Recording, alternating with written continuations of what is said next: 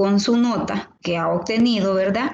Puede solicitar una revisión. La revisión el año pasado nosotros la hicimos de la siguiente manera.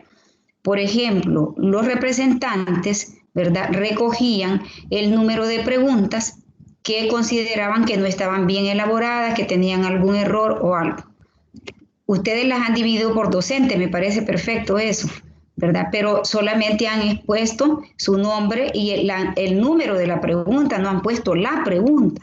Entonces yo le mencionaba a Jonathan que es bien importante antes de dar las revisiones, porque ustedes no son 5, ni 10, ni 15, ni 20, ni 50, son 250, ¿verdad? Que lo que tenemos que hacer es ver si la pregunta está bien elaborada o no, porque si está bien elaborada no se revisa, simple y sencillamente, ¿verdad? Se les avala o no, ¿verdad? Entonces, ustedes tienen que, los representantes, recoger las preguntas, yo las analizo y les digo, sí, esta está mala, está mal elaborada, esta otra está mal elaborada, y entonces decimos hacer revisiones ya localizadas. Allí sí ya necesito de esa pregunta, digamos, 25 la sacaron buena la pregunta, ¿verdad? La sacaron mala, digamos. Entonces esa pregunta anotan ahí los 25. ¿Y de quién es? Si es mía, pues yo les voy a dar la revisión manual, porque esa ya es una revisión manual. Entonces, así es como procede básicamente las revisiones, porque así como lo han hecho, no lo han hecho bien. Probablemente no nos dimos a entender, y como es primera vez, ¿verdad? Igual, primera vez que ustedes se exponen a un examen de farmacología, y ustedes van a ir viendo cada docente cómo va formulando sus preguntas. Decirles que en lo personal, ¿verdad? Yo nunca utilizo bancos, que eso de andar revisando bancos para mí no existe, que yo les puedo hacer 10 exámenes y los 10 exámenes me tomo a la tarea, ¿verdad? De trabajar pues en eso. No me gusta la comodidad, ¿verdad? Me gusta enseñar, me gusta que los estudiantes entiendan, me gusta que me pregunten, me gusta interactuar, porque realmente por eso me pagan. Yo no sé ustedes, pero si sienten ustedes la percepción de que yo sí me preocupo por la enseñanza, porque ustedes aprendan, ¿verdad? Entonces, es bien importante que ustedes valoren todas esas cualidades, ¿verdad? Y que al momento de hacer una consulta, pues también antes ustedes de esa pregunta no van a decir esta pregunta está mala y ni siquiera han revisado el libro para ver si realmente la pregunta está buena o está mala. O sea, en base a la literatura, ustedes tienen que decir, esta pregunta no está bien, así como no estaba la respuesta, por ejemplo, dentro de los literales, no estaba el excepto. Para decirles un ejemplo, la doctora Vigil me dijo que una de las preguntas que ustedes le habían dicho que estaban incorrectas, sí, no tenía un excepto, me dijo. Entonces, la pregunta la vamos a tener que eliminarse a las personas que le salió la pregunta. La doctora Wendy, al parecer, me mandó otra, ¿verdad? Que también dice, le faltó algo. Entonces, vean ustedes que somos seres humanos nosotros, ¿verdad? Y nosotros cometemos errores, tenemos...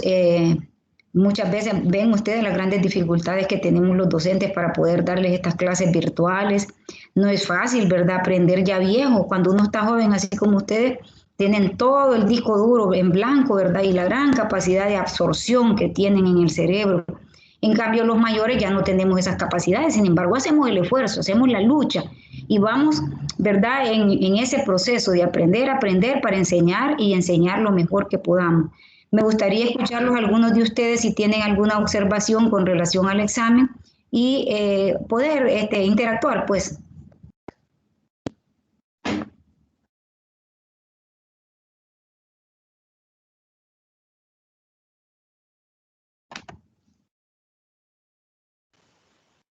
¿Nadie quiere opinar nada? ¿Nadie quiere preguntar?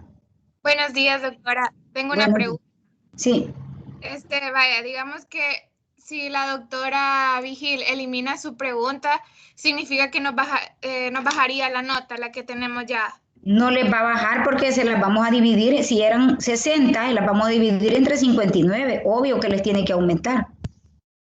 Ah, bueno, gracias. ¿Sí? Es que miren, ustedes, ahí está el problema también, que como ustedes como estudiantes no saben sus derechos, ¿verdad? No saben sus derechos, saben exigir, pero no saben sus derechos. Una revisión jamás le va a bajar al estudiante, eso lo dice la ley de la administración académica. En una revisión jamás le va a bajar la nota al estudiante. Le puede quedar igual o le sube, pero nunca le va a bajar. Porque si el docente cometió un error, ese error no es de ustedes, es del docente. Entonces lo asume el docente. Entonces, por eso les digo, ustedes deben de leer los reglamentos de la administración académica para que empiecen a exigir sus derechos, que ustedes tienen todo el derecho de solicitar las revisiones en tiempo récord. Yo le decía a Jonathan que tenemos hasta hoy a las 12 de la noche para que cada uno de ustedes solicite revisión, ¿verdad? Entonces, cuando nosotros cumplimos la ley, ¿verdad? La ley no es para violentarla, es para hacer que se cumpla. Y entonces cada uno de ustedes que tenga duda, pero sí vaya a revisar su libro y eso lo retroalimenta, ¿verdad?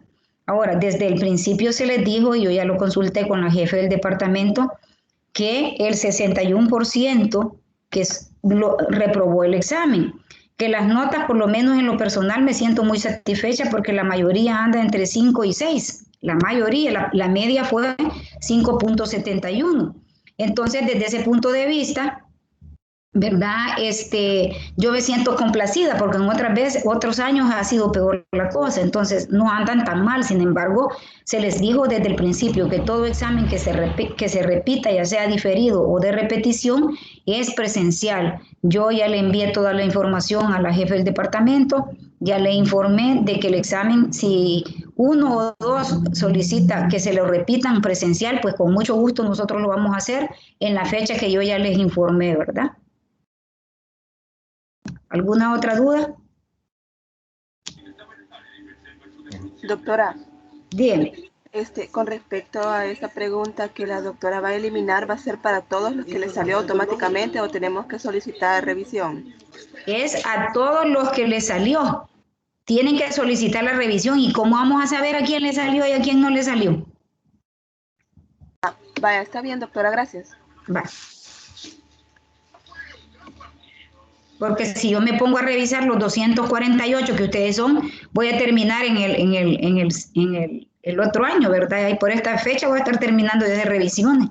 Por eso las revisiones tienen que ser dirigidas, ¿verdad? Dirigidas en el sentido que, por ejemplo, es que ustedes, el problema que tienen es en lectura, tienen problemas para leer, para entender. Yo les digo, nunca confundan lo que es un efecto y un mecanismo de acción.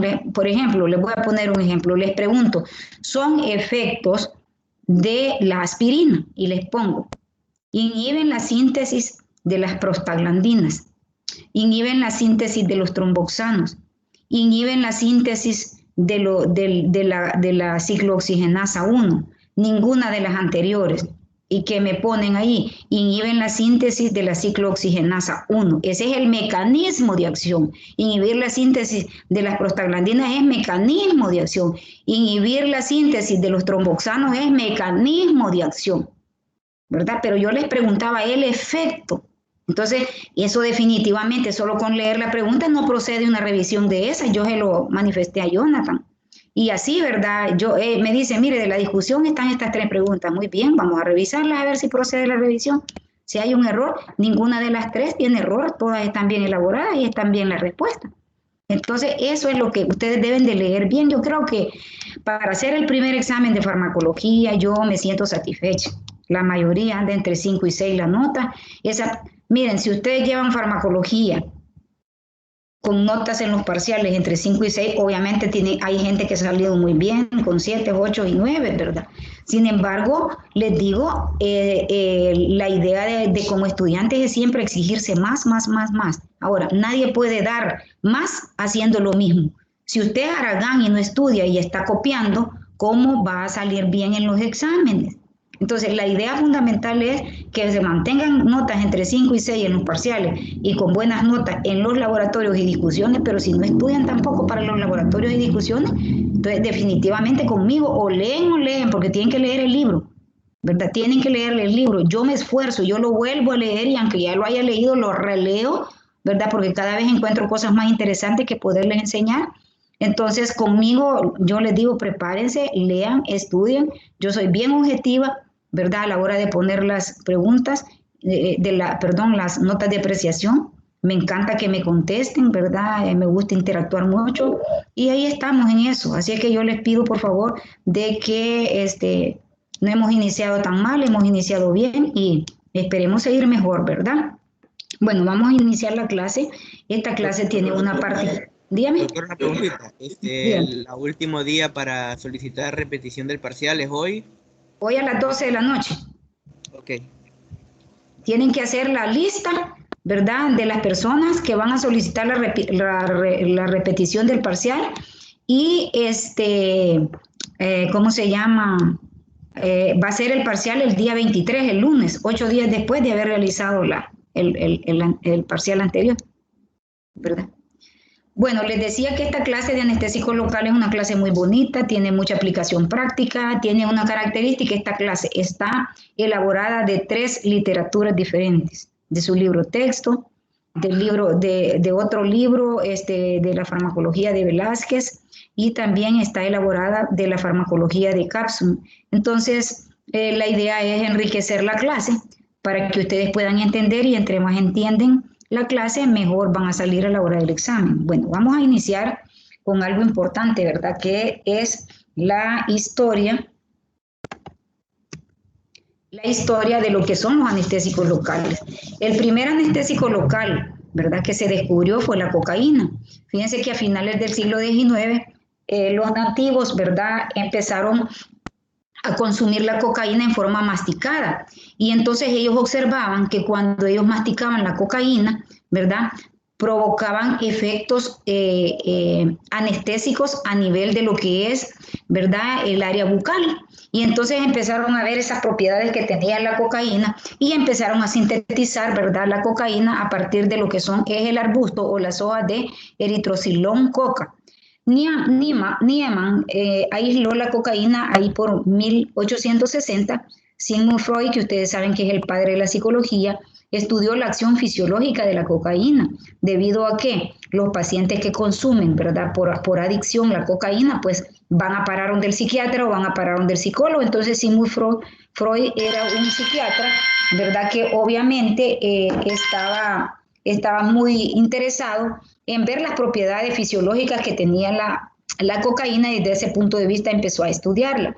Karl Kohler introdujo en la práctica clínica en 1984, ¿verdad?, en 1884, ya como un anestésico tópico para hacer algún tipo de cirugía oftálmica. Y Halsted introdujo la anestesia de bloqueo por infiltración y conducción nerviosa. Entonces, vamos nosotros viendo, ¿verdad?, cómo el primer anestésico que nosotros pudimos constatar, ¿verdad?, que existe en la naturaleza, fueron las hojas de cocaína, que hoy, a diferencia de antes, ¿verdad?, que se utilizaba para la anestesia local, ahora la cocaína en nuestro medio se ha dejado de usar porque daba mucha adicción. Entonces la utilizaban ya más con fines adictivos que con fines terapéuticos, por lo tanto se dejó de usar. Vamos a definir lo que es un anestésico local y entonces vamos a decir que un anestésico local ha sido definido como la pérdida de la sensación, ¿verdad?, por bloqueo de la conducción nerviosa de manera específica, temporal, reversible, en un área circunscrita del cuerpo sin presentar pérdida de la conciencia. Este concepto me encanta porque llena, ¿verdad?, todas las expectativas de un concepto, de un fármaco. Fíjense bien, es, ¿verdad?, un anestésico local es la pérdida de la sensación por bloqueo de la conducción nerviosa de manera específicamente sobre una región, ¿verdad?, temporal, porque no dura una gran cantidad de tiempo, sino el tiempo necesario para hacer un procedimiento, reversible, porque los efectos del anestésico revierten absolutamente o completamente después de un cierto tiempo en un área circunscrita. Si yo voy a sacar una muela, yo inyecto el anestésico local, ¿verdad?, en lo que es específicamente el tejido o la mucosa oral donde yo voy a extraer esa pieza dental, ¿verdad? Y lo importante que deben de saber y que diferencia de un anestésico general es que es sin pérdida de la conciencia. Si un anestésico local se instila y el paciente presenta pérdida de la conciencia, eso quiere decir, ¿verdad? Que significa de que eso ya no es un anestésico local, que ya se está comportando como un anestésico de tipo general. ¿Por qué? Porque el paciente perdió la conciencia. Otros conceptos de anestésicos locales, ¿verdad? Se unen de forma reversible al sitio del receptor específico, esto ya más bioquímico, ¿verdad? Dentro de un poro de los canales iónicos en los nervios, bloquean el movimiento de iónicos a través de ese poro, y esto va a causar, ¿verdad? Parálisis tanto sensorial como motora. Recuérdense que nosotros tenemos fibras sensoriales y fibras motoras. Las fibras sensoriales son las primeras que van perdiendo, ¿verdad?, la sensibilidad, y luego procedentemente llegan a las fibras motoras. Y es de carácter reversible. Actúan en cualquier parte de nuestro sistema nervioso, bloqueando los potenciales de acción. Este concepto es bonito también, muy integral, porque ustedes recordarán de que tenemos los mecanismos de señalización. O sea, un fármaco llega, ¿verdad?, a la superficie de la membrana celular, y allí en la superficie el fármaco, dependiendo de sus características físico-químicas, el fármaco utiliza las diferentes formas de penetración a la membrana. En el caso del anestésico local va a utilizar, ¿verdad?, los canales iónicos. ¿Los canales iónicos de qué ion? Del ion sodio. Eso, fíjense bien, el anestésico local también, ya vamos a ver las características físico-químicas para que ustedes vean que el mecanismo que utiliza es el mecanismo de introducción a través de canales iónicos. ¿Qué es lo que hace? Va a provocar, una vez bloquea los canales de sodio al interior del citoplasma celular, ¿verdad? Cierra las compuertas y el sodio ya no entra más. Eso va a provocar en la neurona, que tiene un potencial de acción de reposo de menos 65 milivoltios, va a ocasionar una parálisis tanto sensorial como motora de tipo reversible. Entonces, ¿a dónde actúan o en qué parte actúan los anestésicos locales? En la fibra nerviosa. ¿Qué hacen? Bloquear la entrada de los iones sodio para evitar que se generen nuevos potenciales de acción. Entonces, vamos a decir nosotros, ¿verdad? Perdón. Que vamos a tener propiedades de los anestésicos locales. ¿Qué propiedades o qué condiciones debe tener un anestésico local para decir que es un anestésico local apropiado para un paciente determinado? En primer lugar, no debe de ser irritante a los tejidos donde se aplica. ¿Qué significa eso? Muchas veces a nosotros nos ponen un anestésico local y empezamos a presentar una gran reacción en el área donde la hemos introducido, rojo, caliente y mucho dolor. Entonces no debe de irritar. Su toxicidad sistémica debe de ser baja. De hecho, no debe de haber toxicidad sistémica porque es local, como su nombre lo indica. Debe ser efectivo, no importando si se aplica dentro de un tejido o superficialmente en una membrana mucosa, ¿verdad? El tiempo de inicio de un anestésico local debe ser el tiempo prudente para yo empezar a hacer mi efecto. Ejemplo, si yo me voy a extraer una pieza dentaria, porque la anestésica local, ¿quién la utiliza más? Son los odontólogos, ¿verdad? Si yo voy a extraer una pieza dental de un dientecito de leche a un niño, ni siquiera necesito inyectarlo, solo le pongo tópicamente en la mucosa, se la froto bien y rapidito le saco el dientito. No necesito introducir una inyección en la mucosa oral, ¿verdad? Entonces debe de tener o requerir que tenga el tiempo para iniciar. Al tiempo de inicio del efecto se le llama latencia. Tiene que ser una latencia corta, dependiendo del tejido que nosotros donde vamos a trabajar. ¿Qué otra característica debe de tener, verdad? La duración de acción debe ser suficientemente para efectuar el procedimiento. Es decir, si yo voy a quitar una glándula parótida, por ejemplo, y lo voy a hacer con anestésico local, o tal vez no quitar la glándula, voy a tomar una biopsia de la glándula parótida, pues yo tengo que utilizar, ¿verdad?, un anestésico local que no sea de acción rápida, que no me dure poco. ¿Por qué? Porque es una biopsia, me voy a atrasar un poquito. Por lo tanto, debo de utilizar los que tengan una duración de acción intermedia. Pero el periodo de recuperación no debe ser muy prolongado. Interesante, vean ustedes, que no debe de ser muy prolongado. Es decir, que no se tarde mucho en pasar el efecto. No sé ustedes, pero la biotransformación farmacológica es idiosincrática, depende de cada individuo, depende de las características de cada individuo. Por ejemplo, una persona que tenga su hígado bien es diferente a una persona que tenga un hígado enfermo. Entonces, en la persona que tiene un hígado normal va a metabolizar el medicamento rápido y la duración va a ser más rápida. ¿Qué pasa en aquel paciente que tiene un daño hepático? Muy probablemente su metabolismo va a ser un poco más enlentecido y la duración va a ser un poco más prolongada. Eso debemos de entenderlo, pero en general debemos de usar un anestésico local que su vida de su tiempo que se tarda en recuperar la función el paciente sea lo necesario y no sea muy prolongado. Entonces, ¿cuál es el mecanismo de acción? Fíjense bien, grábense que el mecanismo de acción es cómo el fármaco bioquímicamente reacciona con el receptor y cómo este receptor se introduce a la membrana celular, llega al citoplasma y ocasiona una serie de efectos químicos y bioquímicos. Eso es un mecanismo de acción. ¿Cuál sería el efecto de un anestésico local? Dormir la parte donde yo voy a trabajar, anestesiar, que pierda la sensibilidad del paciente y que pierda la motricidad del paciente. Ese es el efecto. El mecanismo de acción es cómo el fármaco llega a la superficie de la membrana celular, entra a la membrana celular, entra al citoplasma de la membrana celular y utiliza los diferentes mecanismos bioquímicos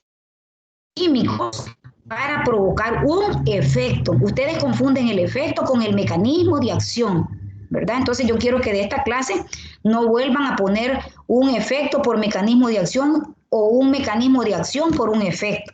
Entonces, ¿cuál es el mecanismo de acción de los anestésicos locales? Actúan en la membrana celular para evitar la generación y la conducción de impulsos nerviosos. Es decir, que van a bloquear la conducción al disminuir o prevenir un gran aumento transitorio de la permeabilidad de las membranas excitables al sodio, lo cual produce, fíjense bien, una despolarización de la membrana. Quizás un poquito más clarito, ¿verdad? Vamos a decir que el mecanismo de acción de los anestésicos locales es alterar el potencial de reposo de la membrana nerviosa. ¿Cuánto es el potencial de reposo de las neuronas? Menos 65 milivoltios. Altera el umbral. ¿Por qué? Porque una vez usted administra un anestésico local, ¿verdad? El nervio sale del reposo y hace un potencial umbral. Luego, fíjense bien, va a disminuir el grado de despolarización. ¿Por qué? Para que se dé una despolarización, ¿cuál es el requisito? Ingreso de los iones sodio del espacio extracelular al espacio intracelular. Y si yo tengo un bloqueo para que ingrese el sodio, no va a haber despolarización. Y finalmente va a prolongar el grado de repolarización. Vamos a verlo ahorita, ¿verdad? Ya un poquito más detalladito en una imagen también, se las voy a explicar. Entonces, mecanismo de acción, disminución de la conductancia del ion sodio, no entra ioxónico. Depresión del grado de despolarización eléctrica. Obviamente, si lo que nos despolariza la membrana celular y nos genera un potencial de acción es el ion sodio y lo estamos bloqueando, va a haber una depresión de la despolarización eléctrica. Falla para conseguir el umbral del potencial de acción, ¿verdad? Y falta de desarrollo de la propagación del potencial de acción. Entonces, vean aquí ustedes, una imagen vale más que 1000 palabras. Si ustedes recordarán, ¿verdad? Aquí nosotros tenemos lo que es el potencial de acción de una célula nerviosa que anda entre menos 65 y menos 70 milivoltios, ya lo habíamos dicho. Cuando, fíjense bien, esta célula sale del reposo, genera algo que nosotros llamamos umbral, ¿verdad? Es esto, miren, aquí está el reposo, menos 70 milivoltios. De aquí para acá se genera un umbral, quiere decir que es un potencial de acción que que es un cambio de polaridad que va sufriendo la célula pero no genera potencial de acción. Ese es el umbral. Cambio de polaridad de la membrana nerviosa, del nervio, ¿verdad?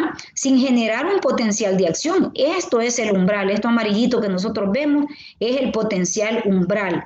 Luego vamos a tener ya la generación del potencial de acción, que es esta subida que vemos hacia arriba. ¿A qué obedece esta subida?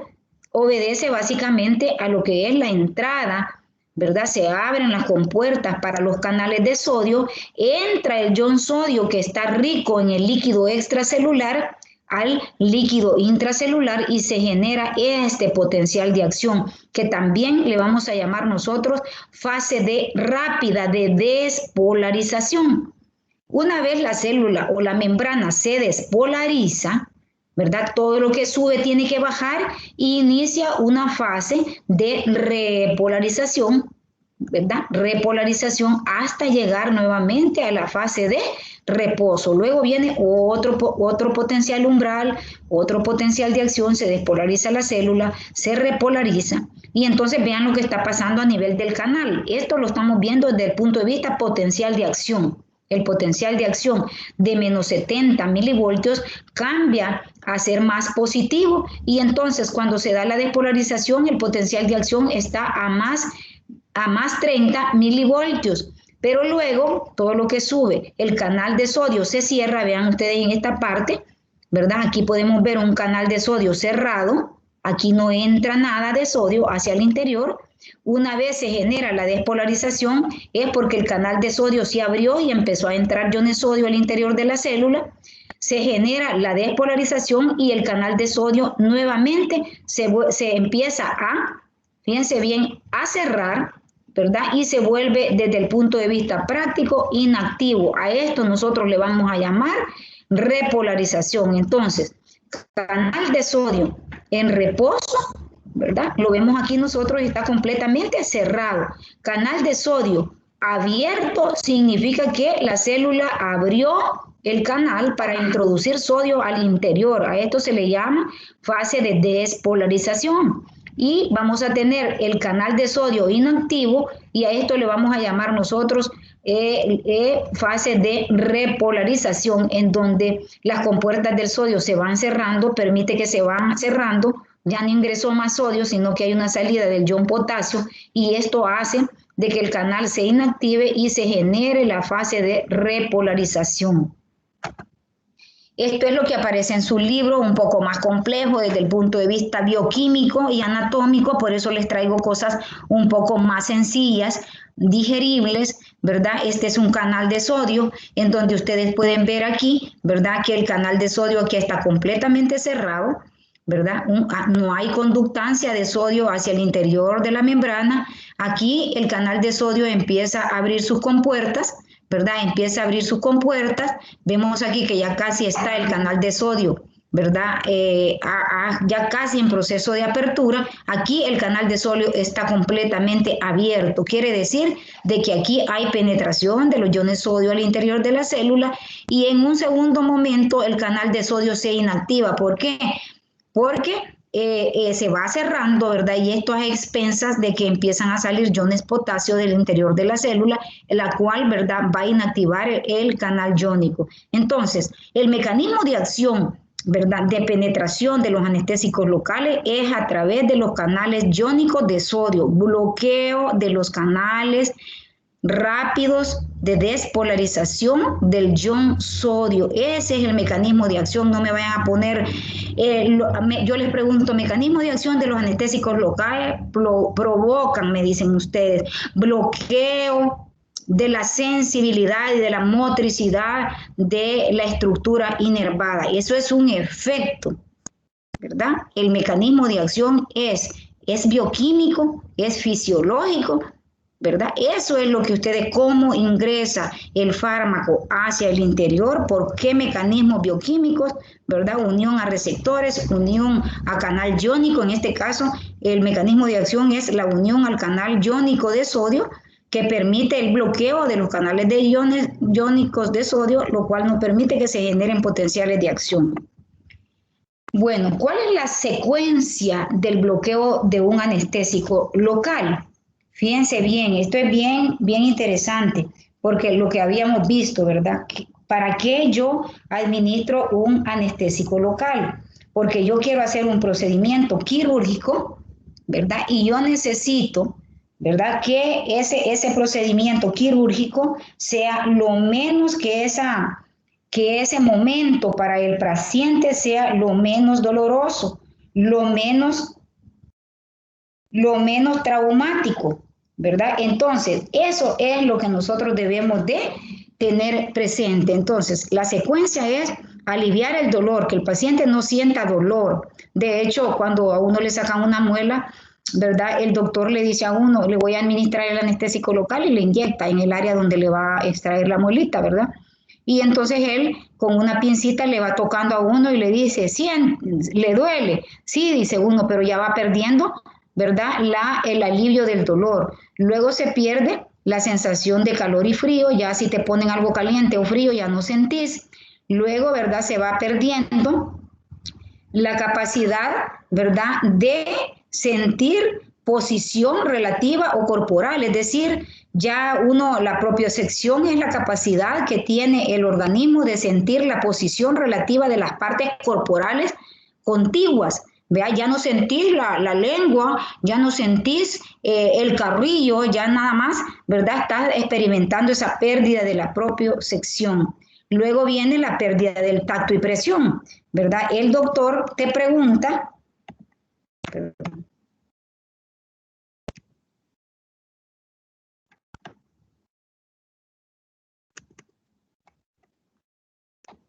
ay Dios, ya me fui muy adelante.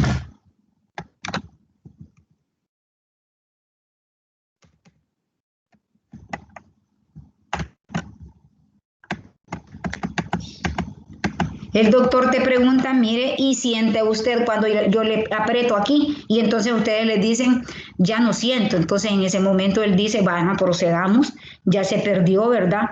La capacidad de presión, cuando yo le aprieto ya no le duele, significa que ya estamos bien avanzada la anestesia. Y finalmente se pierde la función motora, ¿verdad? Ustedes van a ver que hasta la saliva se le sale a uno porque ya no tiene la capacidad, está tan dormido el pedacito que le han inyectado el anestésico local, que ya no siente uno nada, ¿verdad? Ni presión, ni tacto, ni también se van perdiendo las capacidades de la función motora.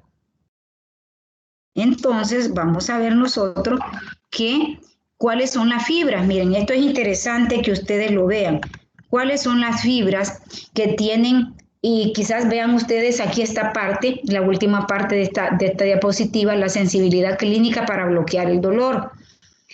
Las fibras, tenemos las fibras A y las fibras C. Las fibras A son más el diámetro es más grande y la velocidad de conducción es más rápida, ¿verdad? Pero tienen, fíjense bien, vean la mielina, son más mielinizadas. En cambio, las fibras C tienen la característica de ser amielínicas, son muy pequeñitas, pero miren, ¿verdad? La velocidad de conducción es más rápida. Ay, Dios. La velocidad de conducción, ¿verdad? Es un tanto más rápida.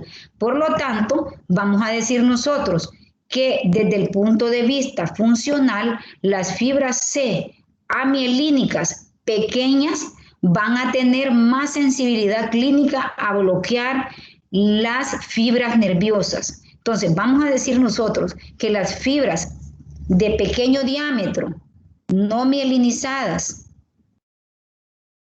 ¿verdad?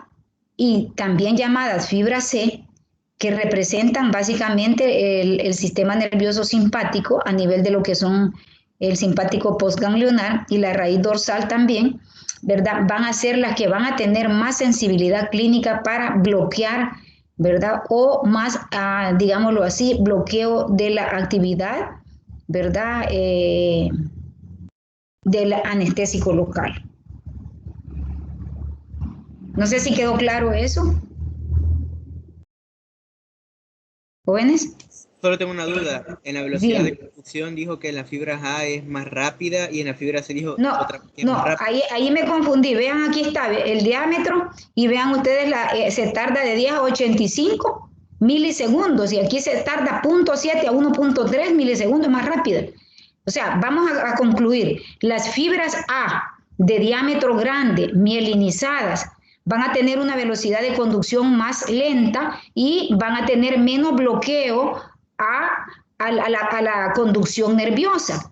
Excepto, miren ustedes, las fibras B, que son las más pequeñas, ¿verdad? Son las más pequeñas de diámetro, son mielinizadas, pero vean ustedes la capacidad de conducción que tienen, es un tanto mayor que las fibras C. Entonces, resumiendo, decimos, las fibras C van a ser más pequeñas, no mielinizadas, más rápida la velocidad de conducción y mayor va a ser la sensibilidad clínica para bloquear el nervio. ¿Hoy sí? Sí, hoy sí, gracias. Bye. Me encanta que estén poniendo atención, ¿verdad? Porque eso significa de que ustedes están aprendiendo, ¿verdad? Una clase bien recibida les evita que estén perdiendo el tiempo leyendo 10 veces el libro, ¿verdad? Entonces vamos a ver propiedades físico-químicas de los anestésicos locales. El pKa, doctora, ¿verdad? Dígame. Disculpe que la interrumpa. Sí. No sé si estoy confundido, pero lo que yo leí respecto a la velocidad es que en las fibras A es más rápido porque tiene mielina y la mielina ayuda a que la conducción sea más rápido. No sé si puede poner la diapositiva, que ahí menciona metros. Ay, discúlpeme, pero tengo esa. Sí, no hay problema. Aquí estamos para aprender, ¿verdad? Perdón, espérame.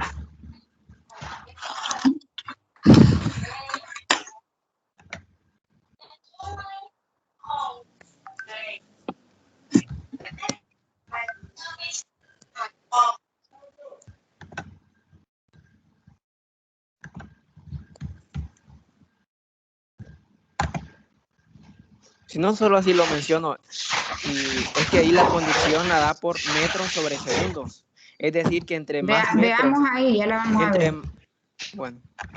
Ahí está. Aquí está. Velocidad de conducción. Espéreme que yo no la veo. Bueno, disculpe que la interrumpí ya. Sí. Pero, no hay problema, no hay problema. Vamos a analizarlo, espérense. Dios. ¿Por qué es que no me...?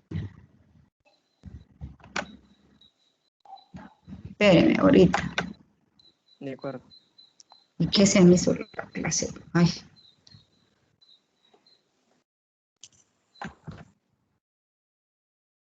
Jonathan, ayúdame que no hay la clase. ¿Qué me hizo? Vaya, ahorita, espérame.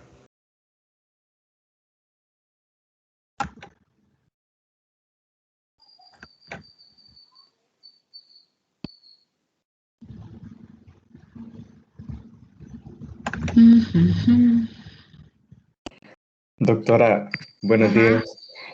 No sé si el compañero a lo que se refiere es a la velocidad de conducción de las fibras nerviosas. Sí, solo es sobre las que iba a mencionar. Sí, es más rápida, pero creo que a lo que la doctora se refería, que era más lenta, esa es la capacidad que va a tener el anestésico de penetrar el nervio, que imagino que la mielina puede ser como algún tipo de obstáculo. No, compañero. Entre más mielina tenga donde administras el anestésico, significa que más rápido vas a tener la función analgésica, que sería suprimir el dolor. Vale, espérame, ¿y por qué no me aparece, hijo, todo? Vale. O sea, poneme. Dele tomar el control. Arriba hay un botón que dice tomar el control. Tomar el control, aquí. Aquí está.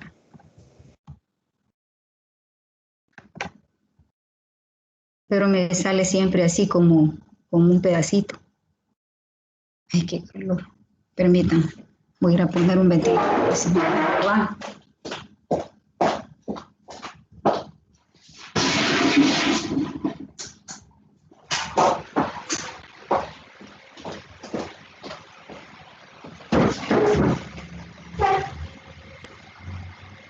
¿Por qué me sale así, Jonathan? Cortado, no sé. Sí, es que le parece chiquito como está presentándolo para todos. Todos lo vemos grandes, pero usted lo mira chiquito. Sí, yo ni siquiera lo veo. O sea, solo unas 3 letras veo. Voy a tomar el control. Quiero ver si puedo agrandarlo. Vaya, por favor, porque no sé. Solo veo una parte.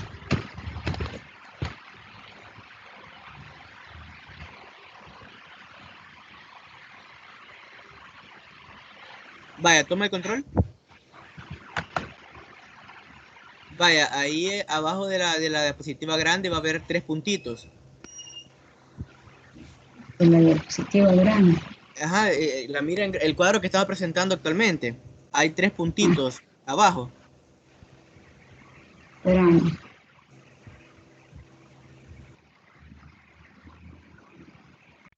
¿Los bueno, mira? Vamos a...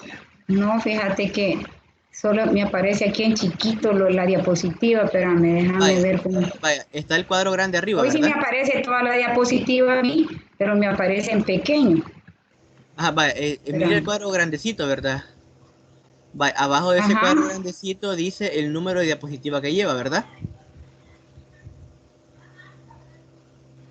¿Le sale? Pues sí, sí que estaba bien, yo no sé qué pasa. Vaya, ahora la parte S... Pero no es aquí en ventana, ¿no? No, no es en ventana. Es que no me aparece eso que vos me decís, me aparecía al inicio, pero ahorita no me aparece eso. Vaya, quiero ver ahorita. Voy a tomar el control. Vaya, aparece... Sí, me aparece en grande, pero cortado. Y no me aparece en eso que vos me decís. Ah, pero me quiero ver aquí. Vaya, ahorita como yo tengo el control, solo lo está viendo. Cuando tenga en grande, cuando tome el control, abajo del cuadro grandecito le aparece el número de diapositiva que lleva y una flechita. Sí. Y ahí le van a aparecer 3 puntitos. Toma el control y ahí lo va a ver. Vaya, ¿qué le pongo? Tome pantalla completa. No, tome el control. Sí. Vaya, ahorita. Ajá, vaya. Abajo de esa pestaña, de esa ventana, hay 3 puntitos. No arriba, sino que abajo del cuadro hay 3 puntitos. Y dice ocultar o moderador. No dice. ¿Tiene el teléfono a la mano? Bueno, voy a ver si ustedes sí lo ven bien. Sí, nosotros sí lo vemos bien. Pero yo no. Ese es el problema. ¿Dónde está, doctora? ¿Desde la compu o del teléfono? Espera, no, de la compu. Vale, le voy a mandar una foto. Voy a tomar el control y ya me imagino que les voy a dar una clase yo de un celular. Ya, con que no pueden la compu. Le voy a mandar una foto al WhatsApp. Vale. Voy a tomar el control. Vale. Póneme el ventilador. El aire, póneme por favor.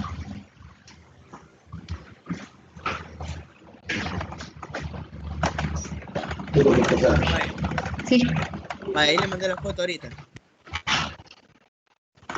Espérame. A su WhatsApp, sí. Espérate, ya.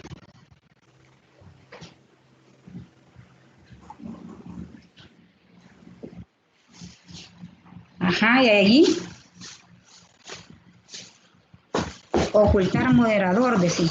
Vaya, toma el control ahora. Toma el control. Vaya, espérame. Ajá. Vaya, ahora ahí donde le estoy mostrando en la foto.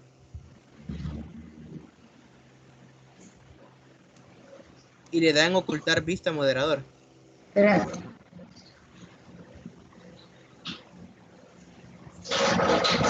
Es que no me aparece eso que vos me pones. No le aparece eso. Ay, Dios santo. Sí, no, eso no me aparece, ocultar vista moderador. Ver diapositiva. Bueno, entonces si gusta se la voy pasando yo, doctora, para que la vea grande. Vaya, si querés hacerlo, porque no. Siempre las veo pequeñas. No. Vaya, yo la paso. Espérate. Copiar.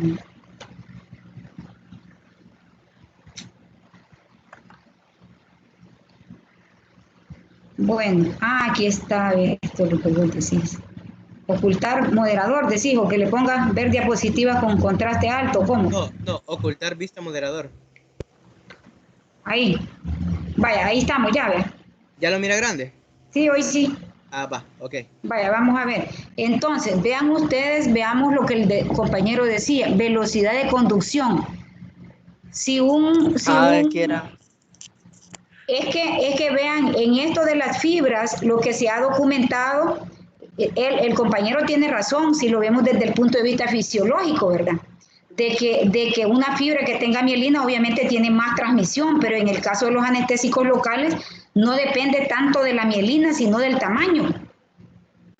Del tamaño, porque si vos te fijas, las fibras B, que son bien mielinizadas, ¿verdad? Pero que tienen un diámetro más pequeño, la velocidad de conducción es menor, ¿verdad? Entonces, ¿qué quiere decir? Que se tarda menos en la velocidad de conducción es cada vez menor. Aquí está, ¿ve? Eso es lo que estamos analizando, ¿verdad? Pero la capacidad que tiene el anestésico local, ¿verdad? Va a tener, entre más pequeña sea, va a tener más sensibilidad al bloqueo del dolor, que son cosas diferentes.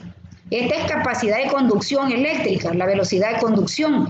Y aquí estamos hablando que entre más el diámetro sea más pequeño, fíjense bien, diámetro más pequeño y amielínico, y fíjense bien, va a tener mayor sensibilidad al bloqueo. Estamos hablando de sensibilidad al bloqueo, ¿verdad? No en sí de la capacidad de la conducción, ¿verdad? Esta se va a tardar, a mi forma de ver, esta se va a tardar, ay Dios,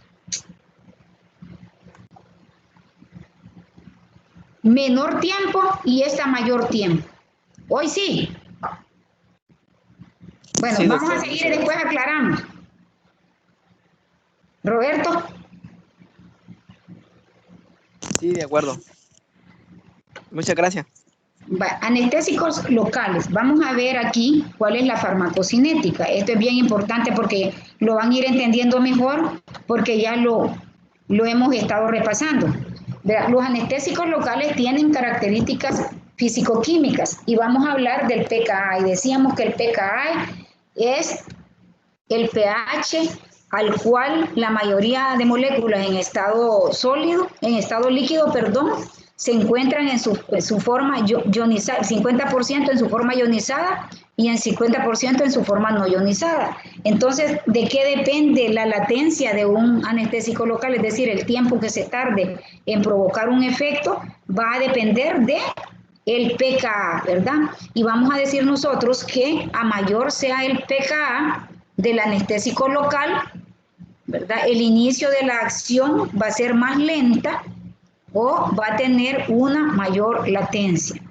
Entonces, vamos a decir nosotros que el porcentaje de un determinado anestésico local presente en forma básica no ionizada, fíjense bien, cuando se administra en un tejido con un pH normal del cuerpo, esto va a ser inversamente proporcional al pKa de este anestésico local.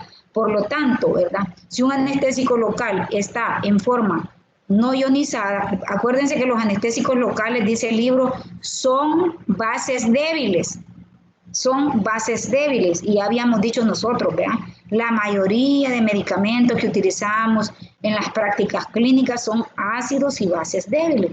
Entonces, vamos a decir nosotros que un anestésico local es una base débil que en estado no ionizado es más lipofílico y que va a tener más probabilidad de penetrar la membrana lipofílica.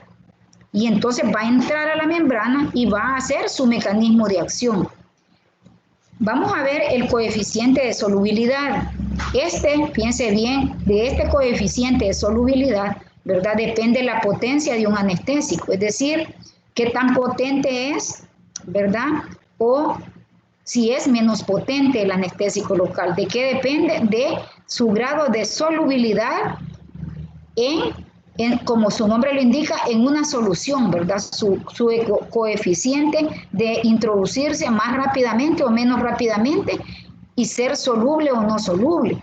El grado de unión a proteínas, ¿qué propiedad del anestésico local determina? La duración del efecto, es decir, que el anestésico local que se una a proteínas va a tener una duración de efecto y también la duración va a depender de la capacidad vasodilatadora que tenga el anestésico local, ¿verdad? A mayor vasodilatación, el efecto o la duración va a ser más larga.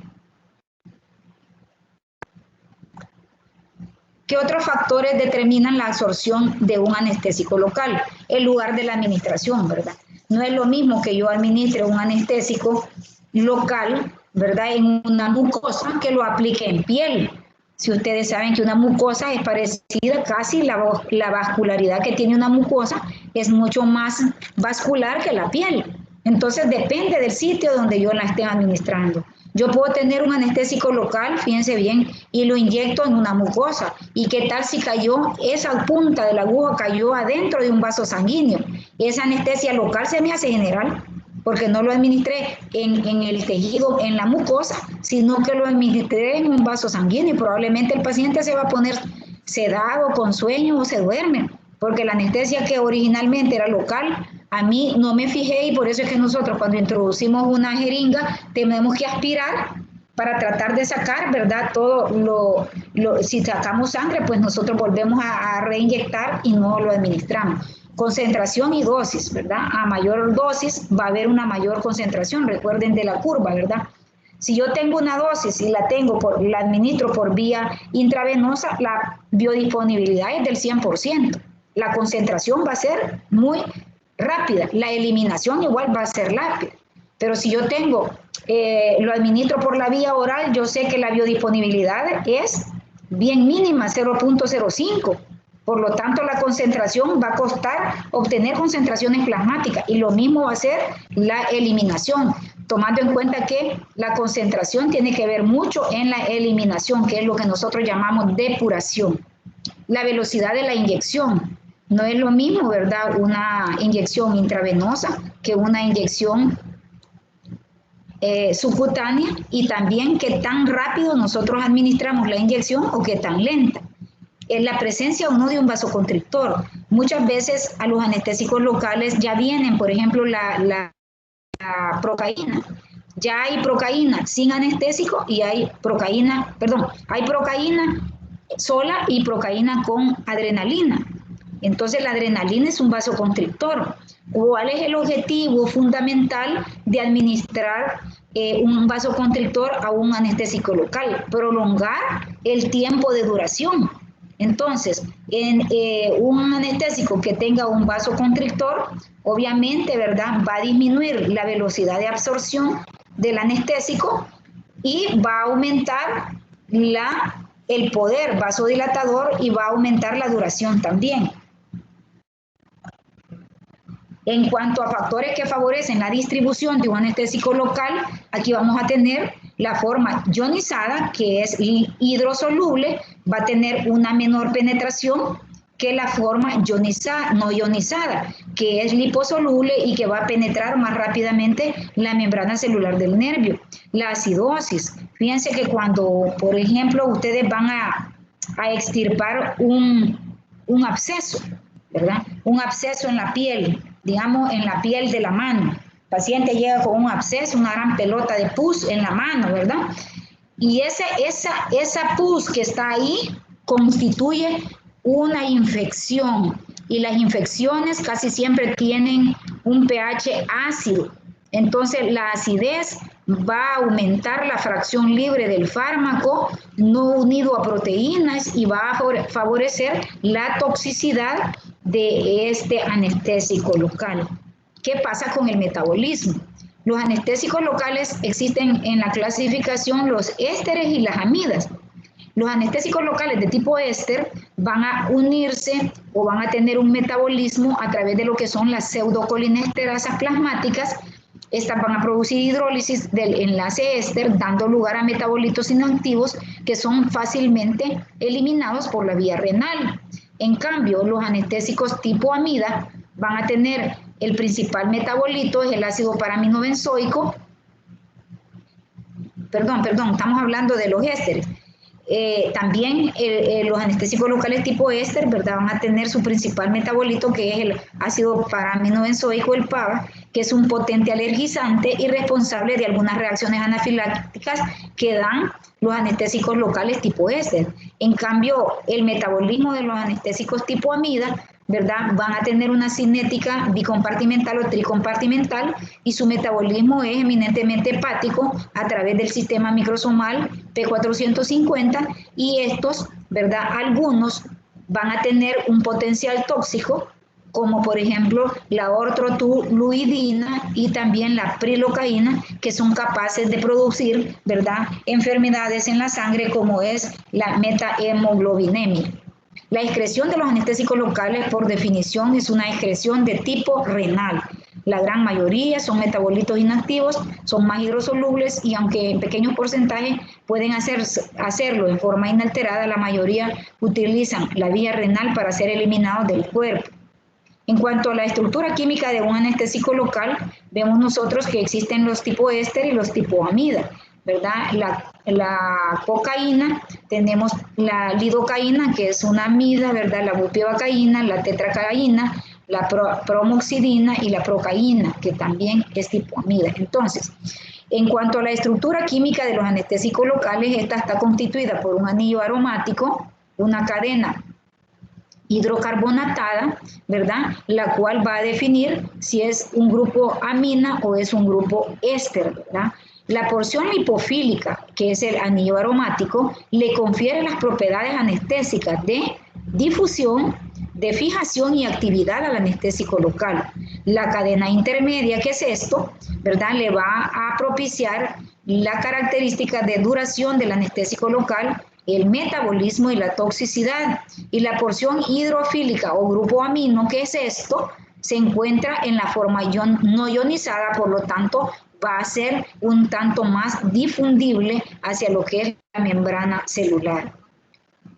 En cuanto a la relación estructura-actividad de los anestésicos locales, vamos a decir que la cocaína fue un éster, ¿verdad?, de ácido benzoico, de alcohol complejo de 2 carbonos metoxi-3 hidroxitriptano, que en 1892 se indicó la búsqueda de sustitutos debido a al grado de adicción que generaba la cocaína, que la cocaína pues y sus congéneres ha sido de los agentes más utilizados. Junto con de los más utilizados tenemos 3, la lidocaína, que es la que tenemos en todos los hospitales, en las unidades, en la pequeña cirugía, en las unidades de emergencia, la procaína, que es una de las que más utilizan los odontólogos, y la tetracaína. Los anestésicos locales típicos contienen restos hidrofílicos e hidrófobos separados por un enlace éster o un enlace amida. El grupo hidrófilo es una amina terciaria o segunda. Las esterasas plasmáticas van a hidrolizar, ya habíamos visto, ¿verdad?, a los anestésicos locales de tipo éster. La parte hidrófoba puede ser aromática, tanto la potencia como la duración de un anestésico local, y la hidrofobicidad aumenta la toxicidad, por lo que el índice terapéutico se va a reducir. Acuérdense que un fármaco que tenga un estrecho índice terapéutico va a tener más probabilidad de toxicidad. Un fármaco que tenga un amplio espacio de índice terapéutico va a tener menos probabilidad de ser tóxico. En cuanto ya decíamos, ¿verdad?, los anestésicos locales, la unión entre la cadena intermedia y la porción lipofílica permite diferenciar 2 grandes grupos, los anestésicos locales tipo éster y los anestésicos locales tipo amida. Aquí tenemos estructura química de los anestésicos locales de tipo éster, en donde el primero fue la cocaína, que vemos en potencia, tiene la potencia de la cocaína de 2, la duración, ¿verdad?, que ya la utilizamos mucho. La procaína, nombre comercial es novocaína, ¿verdad?, tiene una potencia de 1, un poco menor que la cocaína, pero en ese breve se utiliza, ¿verdad?, para acciones de molar. Vamos a suturar herida pequeña, ¿verdad? Generalmente utilizamos la procaína, la tetracaína, es un éster, ¿verdad?, el cual tiene 14 veces más que la cocaína y 15 veces más que la procaína, y su acción es prolongada. Generalmente cuando son más potentes, la duración es más prolongada. ¿Y de qué depende la duración? Depende de la unión que el anestésico tenga a las proteínas plasmáticas, ¿verdad? De eso depende. Aquí tenemos la benzocaína, que todavía es un éster, ¿verdad? Esta no se utiliza por su alta toxicidad a nivel cardiovascular. Aquí tenemos los anestésicos, ¿verdad? Tipo amida, en donde ustedes van a ver que la representante de todos los anestésicos de tipo amida es la lidocaína, es la que nosotros tenemos ahí en los hospitales, nombre comercial silocaína con X, silocaína, tiene una potencia de 4, ¿verdad? Es bastante potente y tiene una duración intermedia. La mepivacaína tiene una menor potencia que la lidocaína, pero también es de mediana. Tenemos la bupivacaína, que es 16 veces potente, tiene una acción prolongada. La ropivacaína, potencia, una duración prolongada. Ahí tenemos la ticaína, que ¿verdad? No se ha cuantificado mucho lo que es la potencia, sin embargo, una duración mediana. Bueno, esto ya lo vimos. Bueno, tenemos también la clasificación de lo que son los anestésicos locales dependiendo de la velocidad de inicio. Decíamos nosotros que de qué dependía la de un anestésico local, dependía del PKA. Y PKA, ¿verdad? Es la constante de disociación. ¿Y qué significa, verdad? Que el 50% que el 50% de un fármaco, ¿verdad? En solución va a estar en estado ionizado y el otro 50% en estado no ionizado. Y aquí veamos nosotros el PKA de cada uno de los anestésicos locales. La mepivacaína, que es una amida, ¿verdad? Tiene un PKA de 7.7, va a tener una acción rápida. Entre sea el PKA, ¿verdad? Va a tener una menor latencia. Menor sea el PKA, va a tener una menor latencia. Veamos, la bupivacaína tiene un PKA bastante alto, ¿verdad? Entonces, ¿qué significa con la latencia? Va a ser de una latencia intermedia, ni rápida, ni lenta, sino que va a tener una latencia intermedia. Entonces, ¿de qué depende, verdad? La latencia de un anestésico local va a depender de su PKA, y que el PKA es el grado de ionización, y vamos a decir que a menor PKA va a tener una latencia menor, y a mayor PKA va a tener una latencia mayor.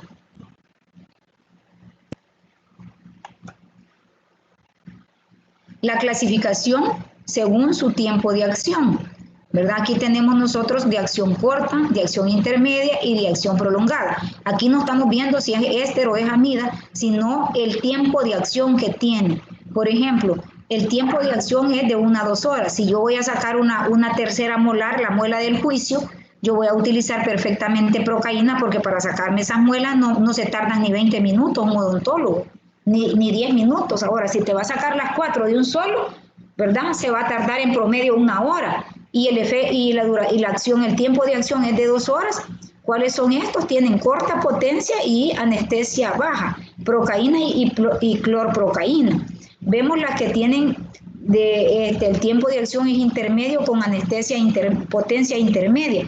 Aquí tenemos el tiempo de acción es de 2 a 3 horas, la mepivacaína, la prilocaína y la lidocaína. Aquí tenemos, ¿verdad?, las que tienen un tiempo de acción más prolongado, de 4 a 8 horas. Tenemos las que son más potentes y que tienen una acción más duradera: bupivacaína, levobupivacaína, etidocaína, ropivacaína y tetracaína. ¿Cuáles son los efectos indeseados de los anestésicos locales? En primer lugar, ¿verdad?, vamos a decir nosotros que los anestésicos locales pueden provocar efectos sistémicos y pueden provocar también efectos locales. A nivel sistémico del sistema nervioso central van a producir, ¿verdad?,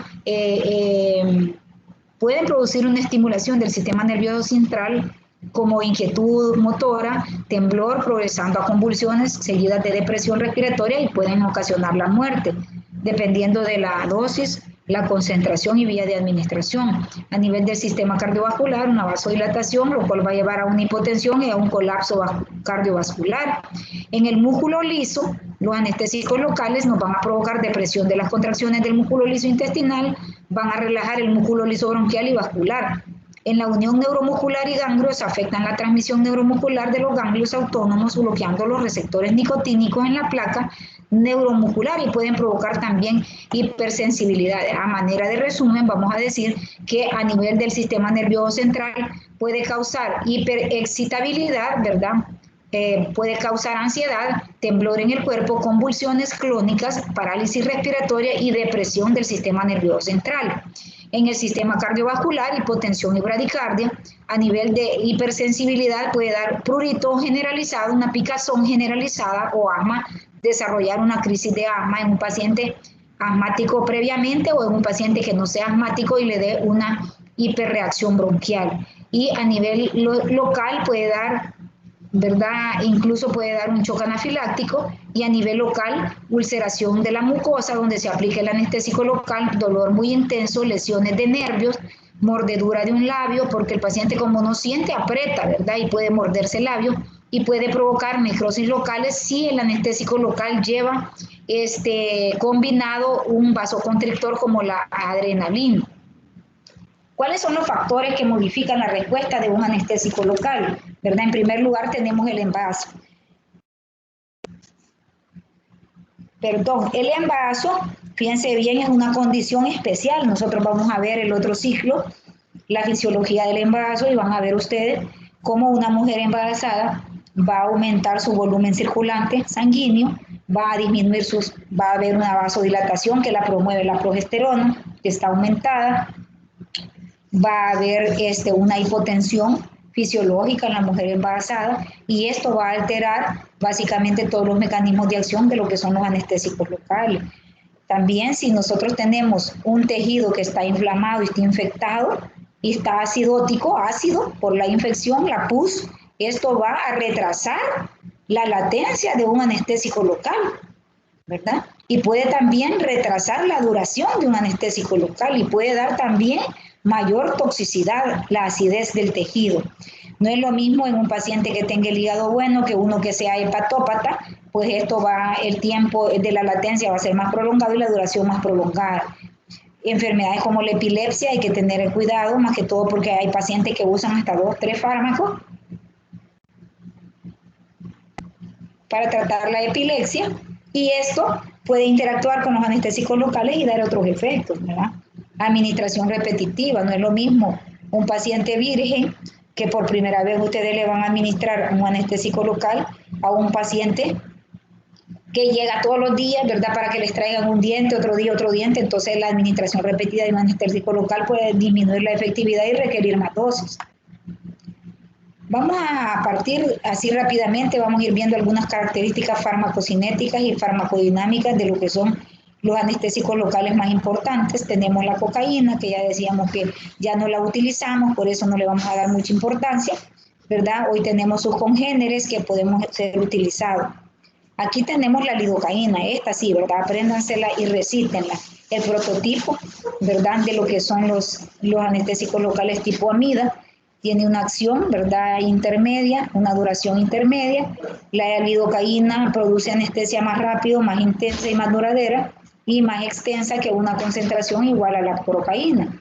Opción para los pacientes con alergia a los anestésicos tipo éster. Si yo tengo un paciente, acuérdense que los anestésicos tipo éster, por el metabolismo que tienen las asmáticas, tienen más probabilidad de ser reacciones anafilácticas.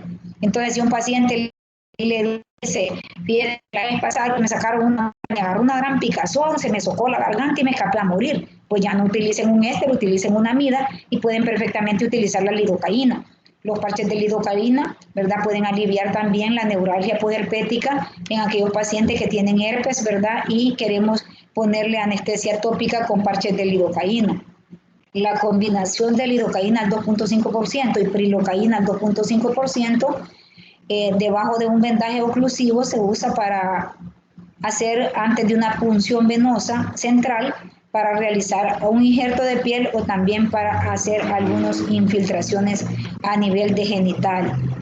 La absorción, distribución, metabolismo y eliminación de la lidocaína se absorbe rápidamente después de la administración parenteral por el tracto gastrointestinal y respiratorio. La epinefrina reduce la tasa de absorción y prolonga la duración y disminuye la toxicidad. La lidocaína se utiliza tanto tópicamente, oftálmicamente, así como también en parches transdérmicos.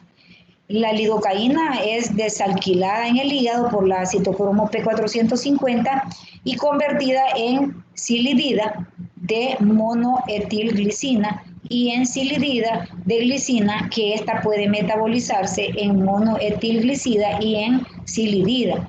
La toxicidad de la lidocaína puede dar somnolencia, zumbido de oído, disgeusia o también pérdida de diferenciar los sabores, mareos, espasmos, aumentar la dosis puede conllevar a convulsiones y depresión respiratoria.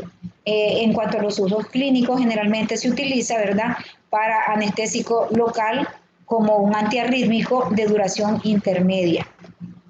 La bupivacaína es un agente potente capaz de producir anestesia un poquito más prolongada.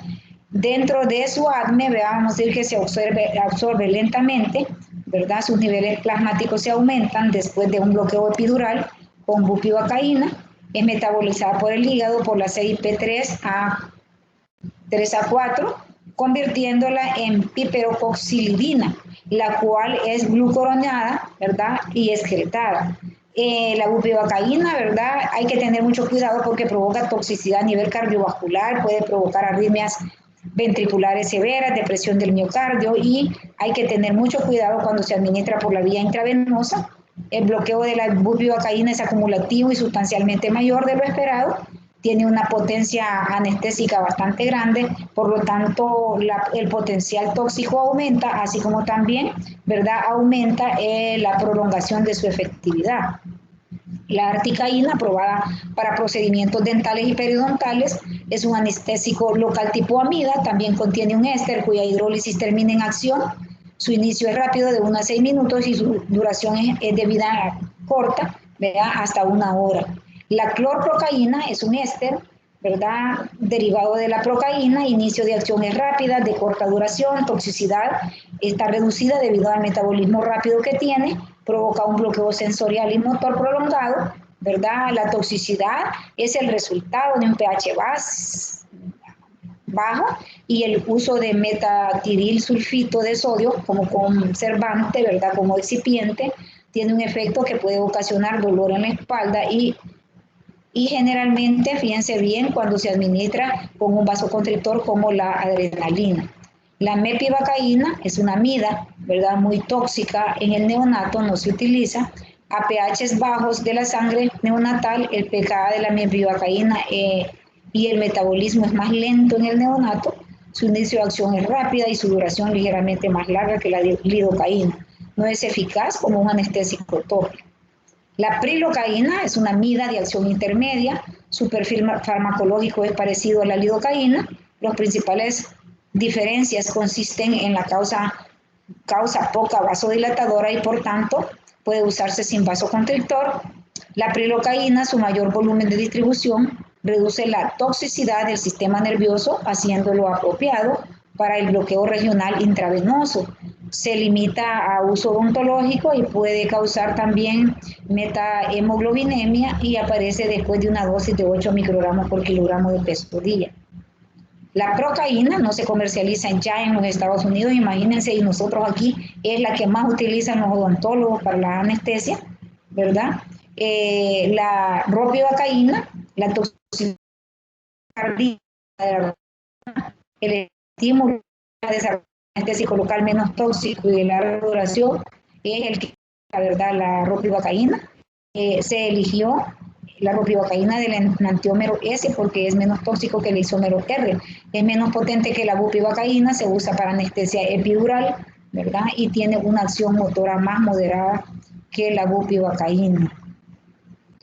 Agentes utilizados para la anestesia de la mucosa y la piel: la dibucaína, la diclomina y la pramoxina. Estos obviamente ni hay aquí en nuestro país, ¿verdad? Pero los gringos tienen todas estas clasificaciones. De uso oftálmico tenemos el éster como la procaína, ¿verdad?, y la tetacaína. Uso de los anestésicos locales, y aquí depende de lo que nosotros estamos viendo, ¿verdad? Si lo que vamos a hacer es una anestesia tópica que la vamos a administrar en mucosa del ojo, mucosa del oído, mucosa de la nariz o mucosa en la mucosa oral, pues esa se llama anestesia tópica. Se utiliza tetracaína generalmente al 10% o también la lidocaína del 2 al 10%. O incluso la cocaína, ¿verdad? Muchas veces ha quedado así escasamente, ¿verdad? Para usarla del 1 al 4%, porque tiene fines adictivos. La anestesia por infiltración es cuando nosotros ya infiltramos, por ejemplo, para sacarle una muela, a uno lo tienen que infiltrar, ¿verdad? Se utiliza lidocaína desde el 1 al 5%, o también la bupivacaína del 0.125 a 0.25%. Tenemos el bloqueo de campo, o bloqueo de campo, y también tenemos el bloqueo de nervios, ¿verdad? Un paquete, por ejemplo, vamos a bloquear el plexo braquial, por decir así, porque vamos a hacer una reducción cerrada de lo que es una luxación del hombro. Entonces ahí, ¿qué es lo que hace el anestesiólogo? O localmente puede provocar un bloqueo del plexo braquial. Hay 4 determinantes principales del inicio de una anestesia sensorial después de la inyección cerca del nervio. 1, la proximidad que tenga el anestésico al nervio. 2, la concentración y el volumen que usted inyectó. 3, el grado de ionización. Ya dijimos que la forma no ionizada es más lipofílica, va a entrar más rápidamente al nervio. El tiempo de acción de la lidocaína es de 1 a 1.5, la mepivacaína se utiliza del 1 al 2% y la bupivacaína, ¿verdad?, del 2 a 3 miligramos por kilo en una solución del 25 a 375%.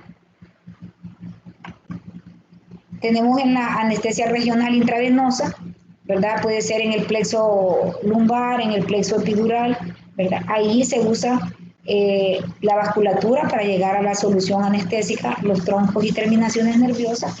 La droga de elección en esta es la lidocaína, ¿verdad? De 40 a 50 ml, 4 miligramos por kilogramo de peso o 0.5 ml por kilo un niño.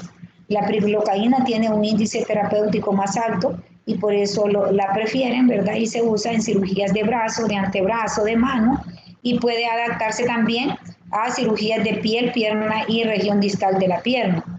La anestesia raquídea, pues, es la que oficialmente, ¿verdad?, se coloca la aguja para administrar el anestésico local a nivel de los espacios desde T1 a L2, ¿verdad? Y es la que se prefiere para cirugías como a las cesáreas, ¿verdad? Las histerectomías en los ginecólogos son las que más se utilizan en este tipo de cirugía.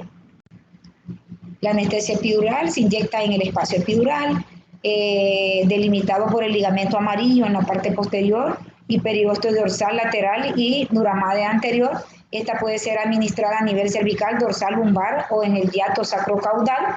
La bupivacaína es una de las drogas de elecciones para administrar por anestesia epidural. La lidocaína al 2% también se puede utilizar, o la clorprocaína del 2 a 3%. Y aquí un resumen, ¿verdad?, de lo que son las anestesias. Esto ustedes revísenlo así detalladamente, porque a veces cuando ya hemos leído, ¿verdad?, cuando ya hemos leído, pues obviamente entender estos cuadritos es mucho más fácil. Entonces, es importante que ustedes como estudiantes de medicina, ¿verdad?, puedan comprender los mecanismos fisiopatológicos y desde ese punto de vista van a poder ustedes ir haciendo sus análisis al momento del examen. No sé si hay preguntas, ¿verdad?, si no agradecerles el tiempo que está dando la...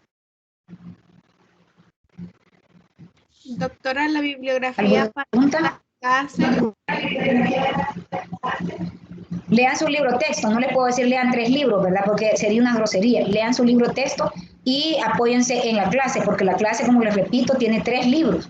Entonces, y es una clase que está muy bonita a ojos del lector, ¿verdad? Y una vez ustedes denle aunque sea una leída a su libro, una leída, y luego empiecen a estudiar la clase. Si tienen alguna duda, repasen los pedacitos del libro que no les ha quedado claro, ¿verdad? Pero sí deben de leer su libro texto nada más y leer la clase. De ahí les voy a hacer las preguntas del examen. Muchas gracias. ¿Alguna otra pregunta?